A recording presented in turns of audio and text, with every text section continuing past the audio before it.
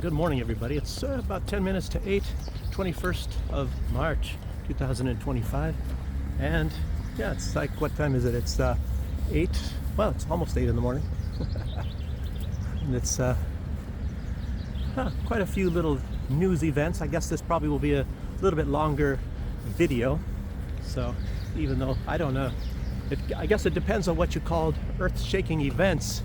And you know, like all the killing going on in the Middle East and other things. Well, let's get into it here. First thing I saw today when I woke up, you know, as far as news is concerned, it was about Pete Hegseth. And, you know, what is he, Minister, what do they call it? Secretary of Defense, not Minister of Defense. And he says he slashed things in the budget totaling $580 million. And, you know, I was thinking, well, what? You know, well, what's the significance of that, to be honest with you? You know, you look at what Elon Musk said, it was about a week ago. He disclosed that the United States had, so to speak, I don't know, what do you say, allocated $12 trillion dollars to the Pentagon for a submarine program, and they got no submarines, and they don't even know where all the money has gone. So what is 580 million? It's like a glass of water in a swimming pool. So it's not really anything to be bragging about. And as he started talking about all this corruption in U.S. aid, I was thinking, well, wait till he gets to the Pentagon, wait till he gets to defense. And, you know, the only thing he really disclosed, it's super bad so far, is this 12 trillion. And I don't know, maybe did Trump or somebody in the administration say, well, keep it quiet. I don't know if they told him to keep it down now, you know, because that's just part of it. And I don't even know how, over what period of time that is, but that's just an unfathomable amount of money. That's like the economy of the entire globe. You know, that's more than the economy of the entire globe combined, you know, if it was just 1 year. So maybe it's a couple of years.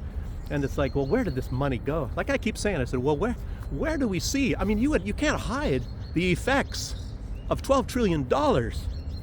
I mean, what did they spread it out over, what, 100,000 people, made them all billionaires? I don't know. It's just incredible. I don't, you know, and even Elon Musk, whenever he's talking about all this fraud and all of this money disappearing, he says he can't even believe it. He cannot believe it. He's like astounded every time he opens up his mouth about the corruption and the money.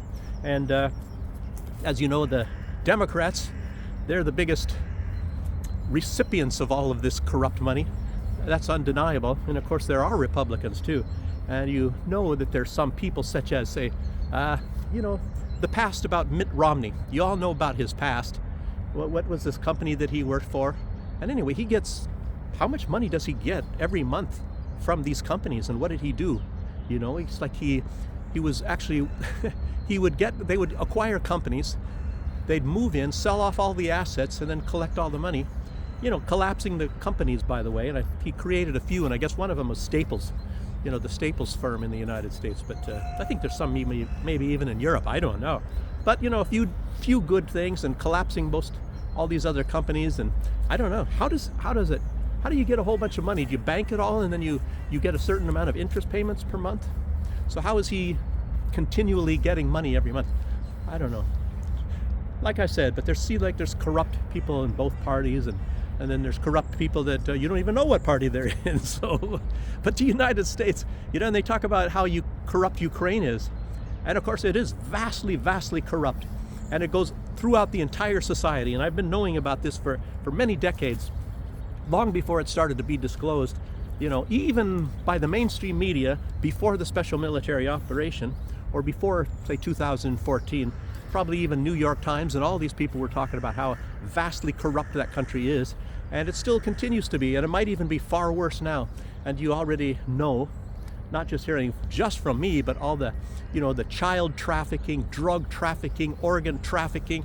I mean, all of this stuff. It's like, I don't know, when you look at some thing and you think about corruption or something like that, you know, one of the big toilets in the whole entire earth is Ukraine. That's like the toilet with the biggest mess in it, and you can't flush it down. So anyway, so let's keep going. I probably, you know, I don't know. People aren't going to like me for saying this stuff. Okay. Let's see. Elon Musk, because of what he's exposing, obviously, he's getting more and more death threats. And he just came out recently and said he's been getting a lot of them. He was having death threats maybe even before he started doing this. You know, I think after he switched over to supporting Trump from the Democrats, or from the liberals or leftists or whatever you want to call these wacko nutjob people that you know, that will cheer on and support destruction of their own country and destruction of their own lives. I mean, it's like, it's just unexplainable. You know, he even knows that too. You know, and one reason why he of course switched was, you know, they were putting what kind of medications into his son and destroyed his son, made his son become something between a male and a female, and never can go back. I don't have any idea. So I said, I think he said something like, "Oh, my son is dead." You know, he's got another son, of course. You know, maybe he's got a lot of them. I don't know, but you know, that was probably enough for him. And a lot of these people, of course, that make these changes, of course, they really regret it, but they only parade in front of you before the cameras those that are really happy, and they're probably more happy because they're getting the attention, not because of you know, what they did to themselves, you know, mutilating themselves, or you know, or just destroying their hormonal balance, or whatever the heck they did. Okay, let's see. What is he? You know, well, I was just going to mostly say that he's exposing these hundreds of billions of dollars, and then the attacks on the Tesla firms all over, the dealerships and everything. I mean, it's really incredible. And who knows? I mean, a lot of this obviously, undeniably, is being brought on by these, what I would say, I don't know, you call them Democrats, but like I said, some of them aren't Democrats, whoever these crazy people are, and they don't like the fact that the corruption is being exposed. Obviously, that's what it is. And these people, obviously, they had some money source. They had some money coming in based on all the money that has been stolen from the American taxpayers, and it's going to them. You know, a lot of politicians, Chucky Schumer, or all these people, you know, they're very, very, very angry because Elon Musk is cutting off a money source for them. You know, the money source, of course, stealing it from the American taxpayers, and then them putting it in their pockets and paying off their political donors and stuff. They have such a terrible policies, the Democrats, that they have to, you know, substitute all this money and buy off people, and you know, buying influence, buying it from the media, and you know, and paying people to go demonstrate, you know, in favor of things that is not beneficial to anybody, like this sex change stuff and all this, or maybe it's some people, maybe very few people are benefiting from it, like homosexuals and things like that, you know, pride parades and gay this, and I don't know. I mean, and then trying to encourage people that they want to be gay, they want to be transsexual, they want to put on, you know, like men to put on fake boobs and put on lipstick and sometimes talk like a female. I don't know. You know, huge what do you call them? Can I say boobs? Can I say boobs? Can I say tits on YouTube? I don't know. Oh boy. Yes, what is it? Yeah. But you know, then they're attacking people that own Teslas too, you know, damaging the cars, and you know, I guess they're trying to step up on this. And I heard that the fine is normally like, what, $20,000? No, 20 years in prison, not $20,000. That was my suggestion, you know, $20,000 as a minimum, a fine and a prison sentence. I would say the prison sentence should be a little bit lower, but the fine should be much higher, and then if they don't have the money, then they spend a lot more time in the prison. I don't know, that's how it works a lot of the time anyway. And of course, a lot of these attacks on Tesla cars are even being done overseas. And you know, you can obviously bet that there are some people that are not getting paid to do it, but there are some that are getting paid to do it. And of course, those that are encouraging it, and maybe even putting it on the news, actually encourages it. Because people say, oh, I don't like Elon Musk, so I'm going to do the same thing. You never know. Yes, it just shows the power of the masters of the universe. You call them the globalists or the deep state. I don't even know what the heck to call these people. You know, leftist, Democrats, deep state, globalist, masters of the universe. I don't know. What are their names? But it's obviously they're able to raise these armies, and and these people are like zombies. It's sort of like they can't think, and a lot of time they're damaging themselves. They're hurting themselves, and it's even hurting themselves, by damaging these Teslas. So it's maybe somehow you have to tie up law enforcement to monitor Tesla stations and things like that. So that's part of their tax money as well. So, yes. But anyway, in my opinion, these zombie people are they're trying to destroy things that are actually protecting them, and then thereby with those two clashing forces, they become zombies. And watching even the EU. I mean, these people should go to the EU. They should go to places like Germany or UK or France or something, where it seems like the governments are very much in support of the decline of their own countries. It's almost like they're pushing their country into destruction on purpose. The UK, doing nasty policies, and look at them. They're the Hate Russia Club pushing a war with Russia. Well, I'll talk a little bit more about that. But then look at Serbia. I was going to mention Serbia. They're having these massive protests in Serbia, and what is wrong? Why are they doing that? Why are they having protests in Serbia? Did I say Syria? I meant Serbia. If I said Syria, they sound the same. But why are they doing that? I mean, is their country in decline, like Germany, negative growth for long periods of time based on their own stupidity? No, they're having actual growth. Their GDP is higher than most of these Western countries. I mean, the growth, it gets bigger and bigger. It's getting better and better in Serbia. And but they got these armies, the powers that be, leftist or deep state or whatever you call them, they're marshaling armies of, tens of thousands of people to protest in the streets.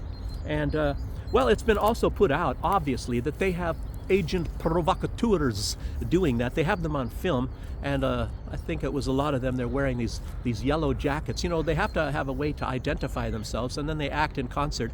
And somebody was filming it. These people that were wearing yellow jackets that were causing a lot of these, the violence and things like that at these protests. It's just really interesting. They do that in the United States too. Remember the Boston bombing? When it was, what do they call them? These Zarnoff brothers or whatever. And one guy was a martial arts kind of guy. And they said that the one brother ran over the other brother and killed him, so he's dead or something. And the brother that was supposed to have done that, I don't know if they still have him in prison or they were going to give him the death penalty, and then they said that these guys bombed this marathon, and then somebody put out some film footage right away, and you can clearly tell that it was the brother that was supposed to have been run over by the younger brother. And they show the police arresting him completely naked. They stripped him down completely naked, had him handcuffed. They're putting him in a cop car, and then he turns out dead. And they said his younger brother ran over him, and obviously they killed the guy. And, there's even lies about the younger brother. And he was hiding in a boat and all that. And they showed them, like some footage of them with backpacks. And they said that they were like pressure cooker bombs in backpacks. And, and then they were showing the evidence. But then they showed the films of these two brothers. And I don't know if both of them had backpacks. But then they showed the backpack itself that had the bomb in it. And it turns out the backpack is not the same backpack as what the two brothers were wearing. So how did they do that? Did they put the bomb in somebody else's backpack? And the police said it was in their backpacks. I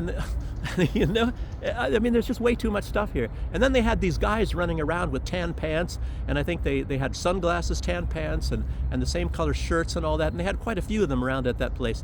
And some were saying that they had what do they call it? Crisis actors. They also have crisis actors. It's incredible the lengths that they go to and the money that they put in to fool everybody to do this stuff. I don't know if that was true. Some people say, oh, that's not true. These crisis actors were not crisis actors. I don't know about that. It's sort of like this Sandy Hook thing. Nobody knows for sure. And it's just like the JFK thing. They put up all kinds of things all over the place to make everybody looking in different directions. And that's just to make sure that nobody looks where the truth is at.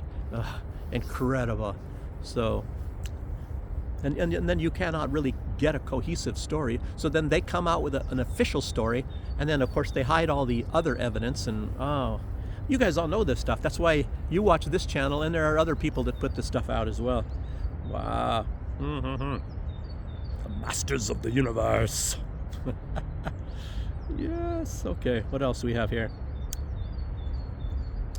I was even thinking about another case, like getting those people to protest in Serbia. And I also mentioned to you guys that there was a guy, and he's one of the think tank people for NATO, and his name is Gunther Fehlinger. He's an economist, and he comes from Austria, and he's one of the ones, one of his maybe his best research thing is him figuring out on how to split up Russia into 40, 41, some people say 30 different countries, and he has the flags all marked out and everything. He has them made.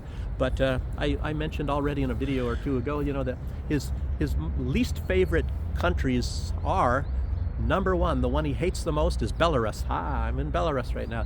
And number two is Serbia, and of course it's maybe working in Serbia, but it's amazing. Lukashenko is just way too, he's ahead of the game.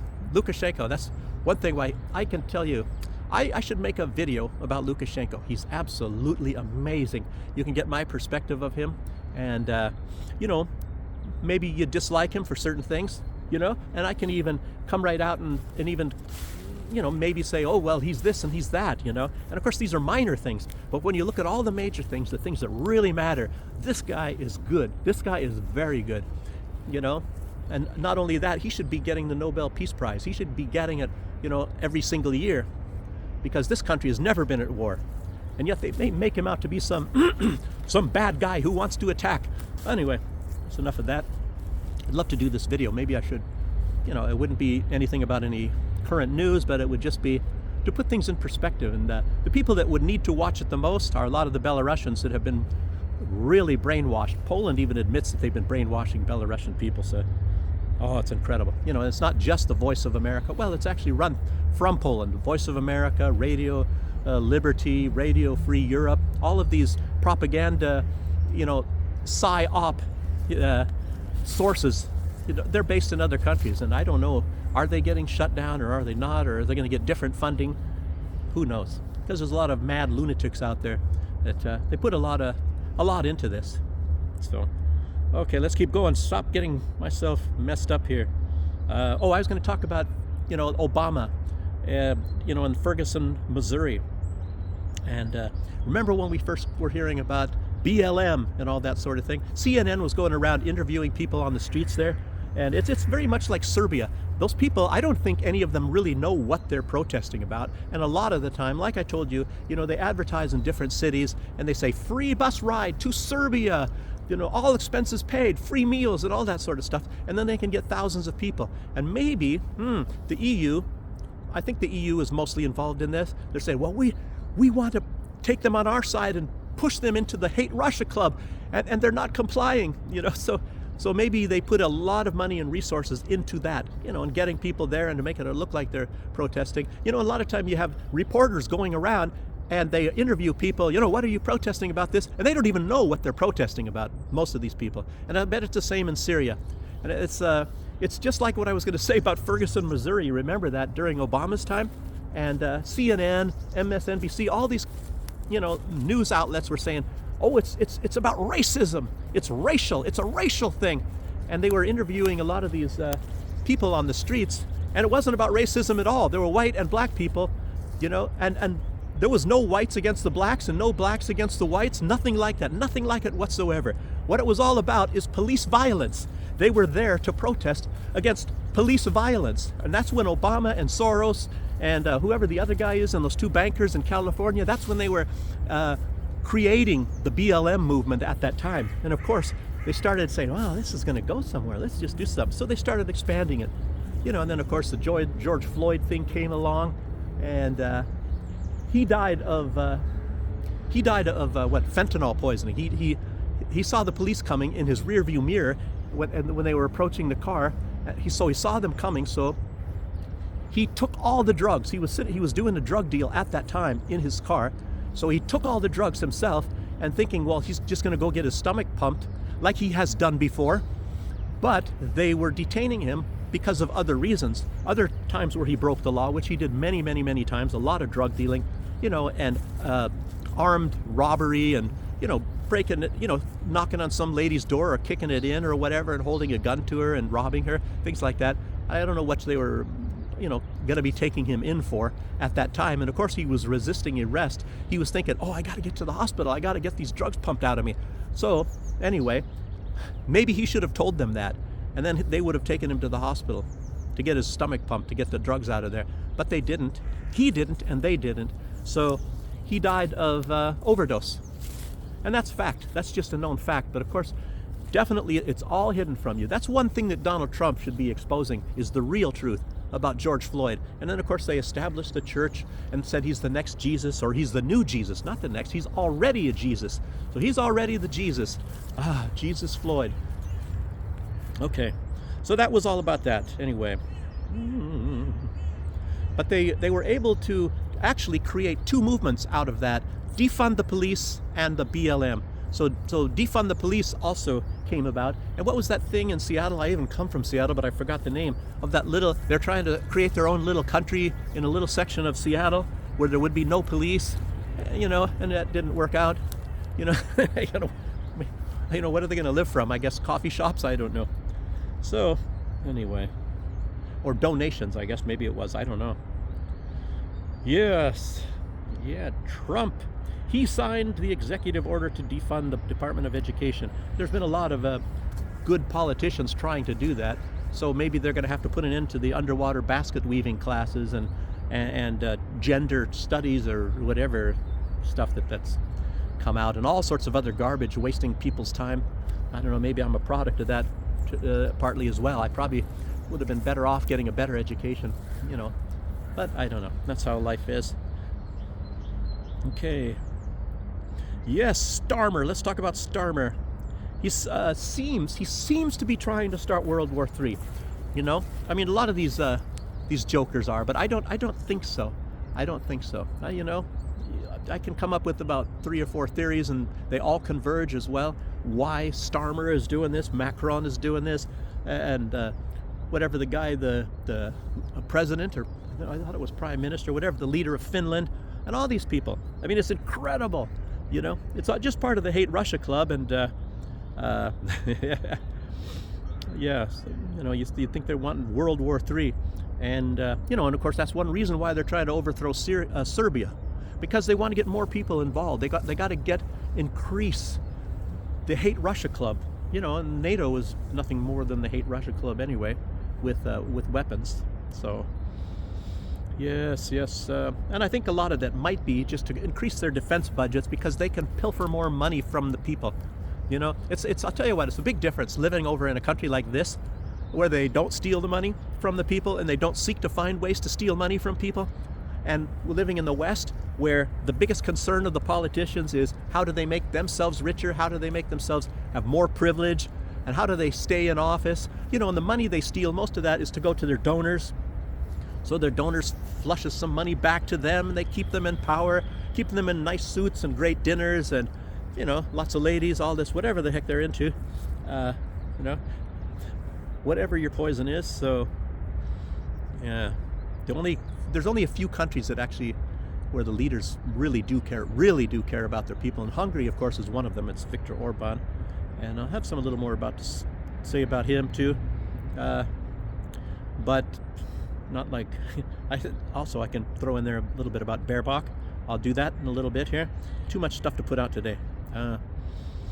Yes, but anyway, a lot of these countries, you're watching how Ukraine is perfectly willing to sacrifice all their people to the last Ukrainian. They don't really care if all of their people die, if the entire country dies, and they're even celebrating, we will spill our blood for you, just keep sending us money and weapons. And of course they sell a lot of the weapons, and then they make more money that way, buy themselves rich properties all over the world. A lot of these people in Ukraine are like that.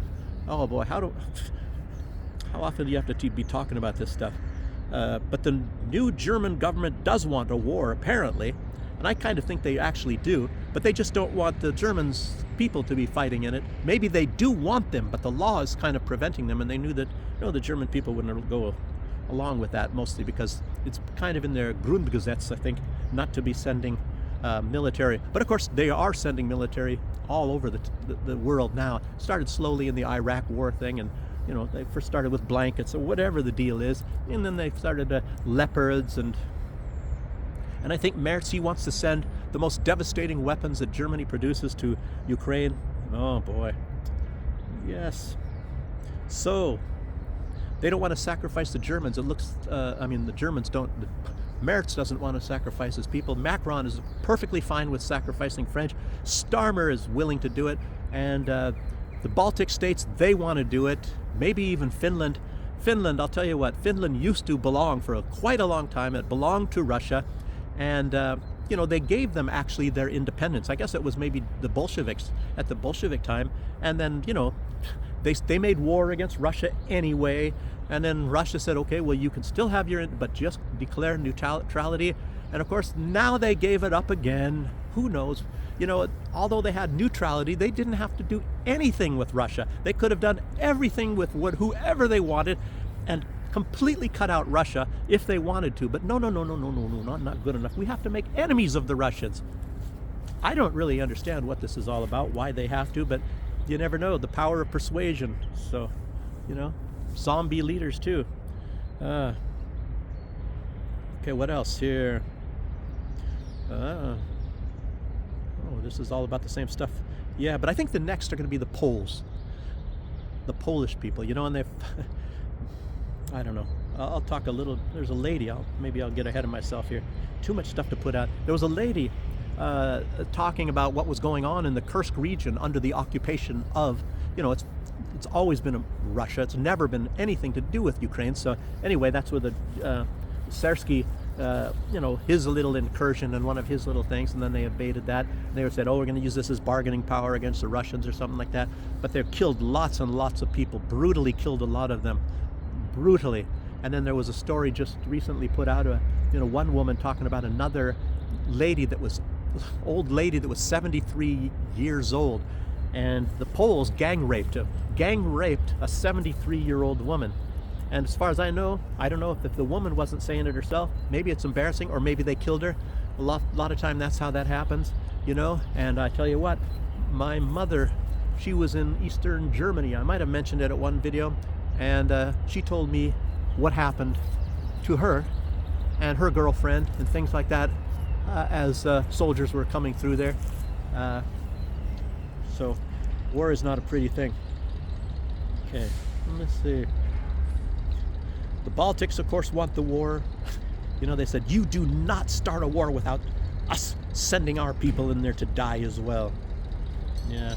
And of course, you see where this is all coming about. This is in Poland, and this is in the Baltics. And who do they border? Where's the first place? Oh, it's Belarus. So Belarus is the first target. Belarus. And that's how a lot of wars started. World War II against the Soviet Union, that started on June 22nd, 1941.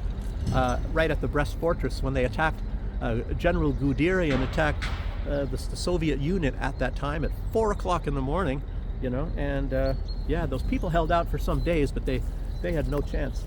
You know, as good as of a general as Guderian was, he's the one that led the charge also against France. And he's the inventor of the Blitzkrieg, by the way. So they sent the very best general to attack the Soviet Union on that day in 1941, June 22nd. So, okay. So, but Lukashenko, he's been checkmating them this whole time. That's one of the things you talk about Lukashenko. He's always avoided a war. He's never initiated a war, and he's been staying out of all wars for all those years. And they talk about, oh, he's been there too long, blah, blah, blah, blah, blah. Well, that is fantastic, and I hope he stays there a lot longer, because, you know, there's no wars, and the Belarusians don't know how good they have it. Like I said, I'm going to be interviewing a guy, you know, he's an American that lives over here, and I met him, and I only talked to him for 1 minute. I'm friends with him now, but in that 1 minute, one thing he said was, you were talking about the Belarusians. He said the Belarusians need to get out more. What he means is they need to go see what it's like in other countries, and then they'll appreciate their country much, much more. So, having said that, let's keep going here. But I don't know. Putin's got actually a little bit harder job, because that's mainly the target. you know, of it. And I think it looks like Starmer and Macron and all those, in a way, they're baiting Trump. And is Trump taking the bait? Trump's falling into it, you know, with this thing about the energy deals, like that he wants the United States to own like the energy in, and then there's mineral deals, and then where he says that he's gonna put protection there, like troops or some sort of protection to protect the places where, you know, they're mining the minerals, and then they're going to have the power plants, and if he's going to send troops there, I don't know, but he's thinking Russia will never dare to bomb any of these plants if they're owned by the United States, which is true, probably. And you know, they're slow sleepwalking, pushing him into a war as well. You know, ever heard of false flags? And not only that, they have this ceasefire going, and Putin, when he was talking to Donald Trump on the telephone, and Donald Trump was projecting, actually I think this came from Zelensky, you know, the stop against the infrastructure. You know, maybe at least Zelensky, I think, says that he's the one that came up with it. I don't know, maybe he really is. But while Trump and Putin were talking on the phone, Trump called off any attacks. I think there were 7 drones, apparently, that were, you know, maybe going to hit certain places of the energy infrastructure, maybe some small, you know, heating plants or whatever. And while he's on the phone, they called those drones back, and they had to shoot them down, because otherwise, you know, the air defense actually will take them down anyway. So maybe they did it before the air defenses would actually, you know, come into effect. So anyway, they called it off, and even days later, even last night, Zelensky, his people, they attacked an oil depot in Krasnodar, and it was well, about 2 o'clock in the morning, our time, or 1 o'clock or 2 o'clock, right around that time. So just some hours ago. Let's see, 5 hours ago. I don't know if you'll be hearing much about that, and there was another time he attacked another place. So he's already violated, I think, 3 times. So he's been attacking the energy infrastructure of Russia, even though he agreed with this ceasefire against infrastructure, energy infrastructure. Wow, incredible. Yes. Okay. What else do we have here? Let's keep going.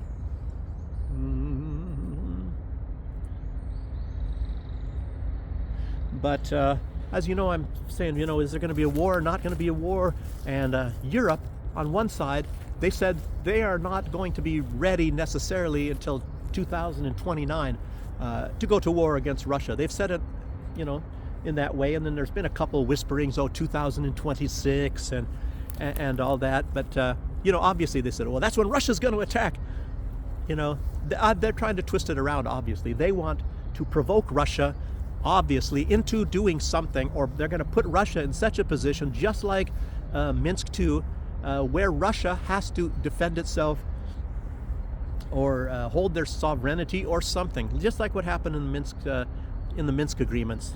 So that Russia has to act, so that, you know, the Europeans can have the moral high ground and say, Russia did it, Russia, Russia, Russia, you know. And it's that's been the case very many times. So I don't know.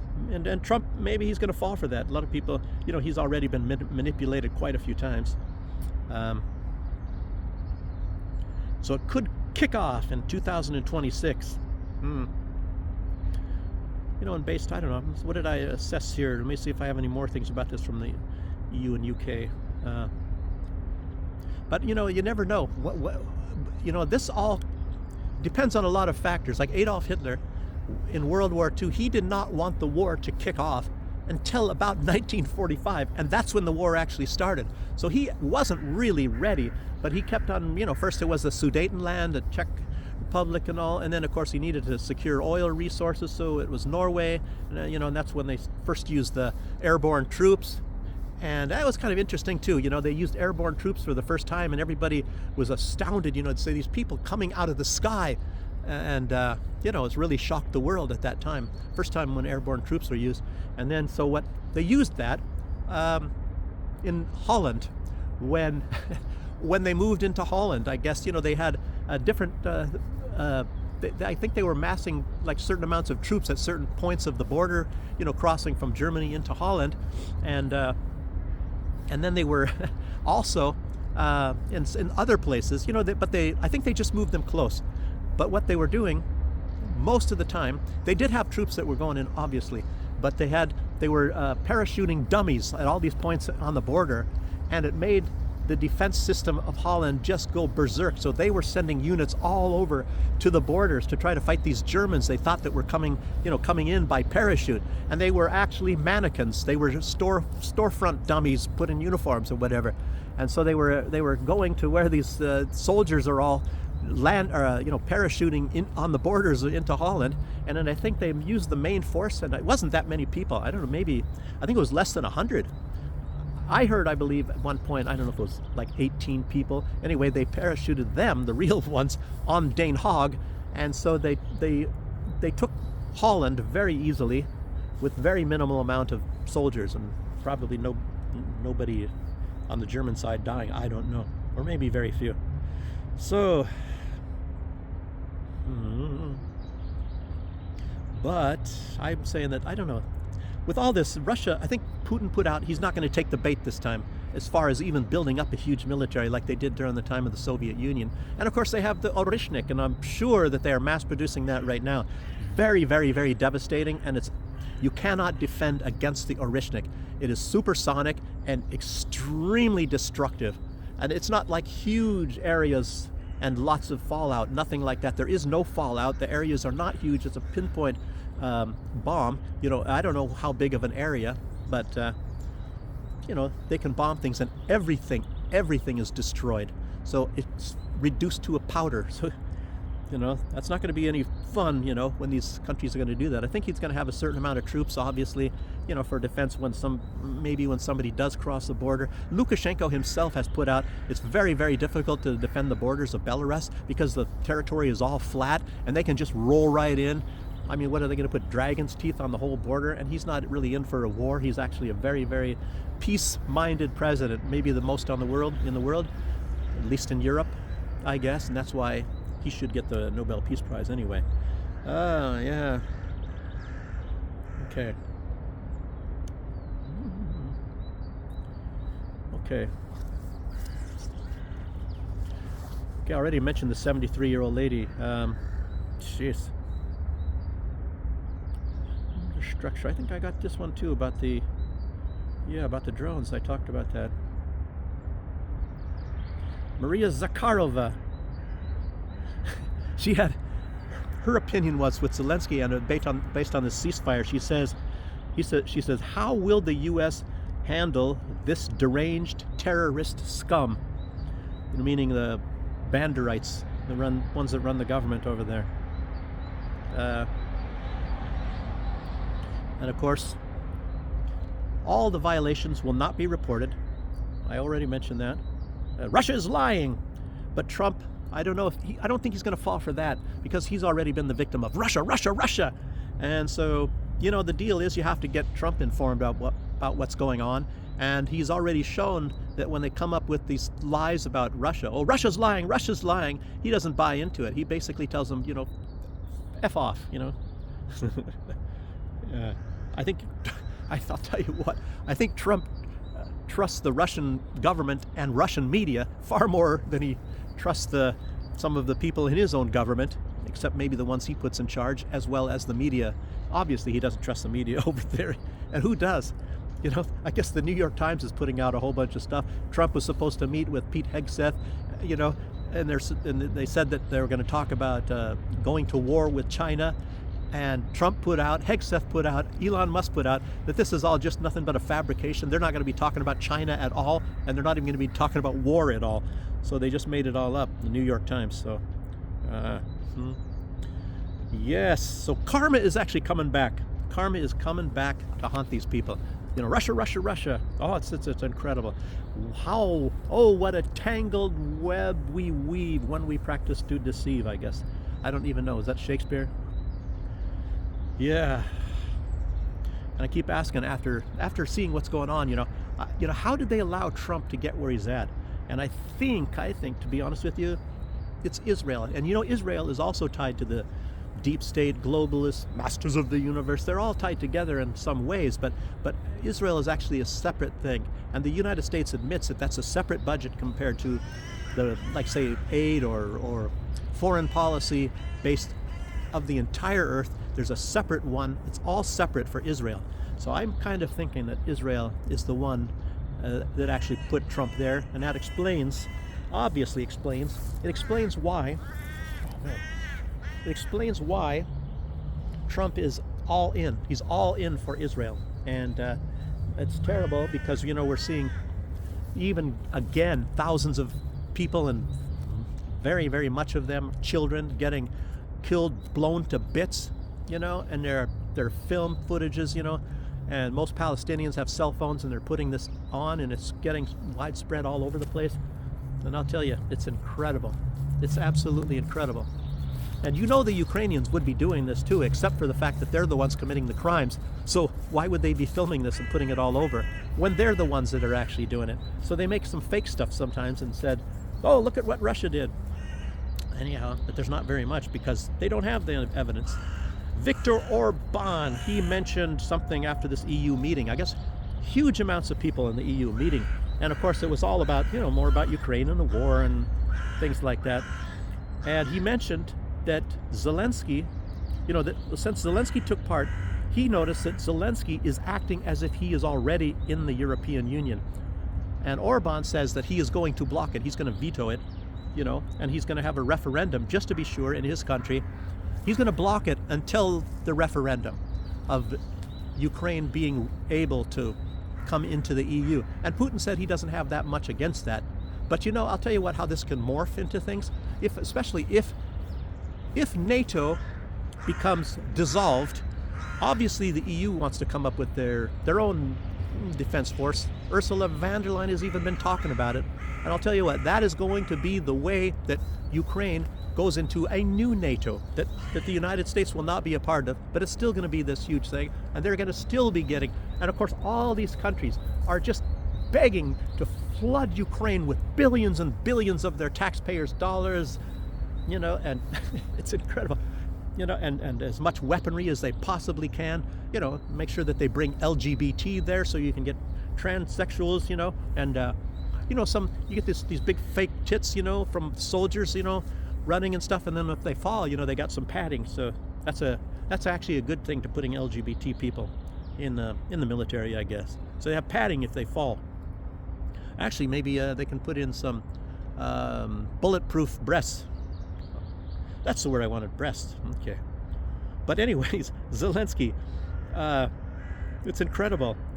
And he's obviously, if you think about this, Zelensky has more control over what goes on in this foreign policy bit in the EU than Orban does. And of course you have like Baerbock or Ursula von der Leyen, they're throwing their panties at Zelensky. Oh, Zelensky, oh, you know? And what's her name? Kaja Kallas, or whatever, from Estonia, you know, she's actually willing to do that. It makes you really wonder, what happens between Zelensky and some of these ladies? I don't know. Maybe he's a well-endowed guy. I have no idea. Maybe it's the white powder. Maybe they're into that as well. You never know. So, yes. And I kind of wonder too, you know, there's like, who gets more funding? What country in the EU gets more funding? Ukraine is not in the EU, and they got more money going to Ukraine than they do probably to any other EU country, you know? And all of them will fall at the feet and get on their knees for Ukraine. So why would Ukraine even want to be in NATO when they exercise so much power right now? I don't know. Yes. But as I always keep saying, it's always the hate Russia club, you know? I mean, he's the battering ram for the hate Russia club, and the EU, maybe they should just call it the hate Russia club instead of the EU. And along with this, you guys, you know, you might have already heard, they want to try to make 360-degree Baerbock to be the UN Secretary General. Can you imagine that? So then the United Nations will become the Hate Russia Club.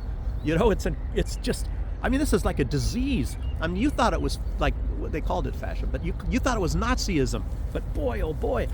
So Nazism is going to be the way of the world, and it's like spreading everywhere. You know, Trump is maybe just a little vacation from it at the moment, you know, the Biden regime, and of course in America. And in my class, you know, we had to make something like action interview some, you know, like, or talk about somebody from the past. And I was looking up in Charlie Chaplin. And of course he had to leave the United States because he was friends with Russians. And we're talking about 1952 or something. So, and they started going after him. I think it was, I don't know, when was that? He made Modern Times, a silent film, I believe. And that's when they started going after him.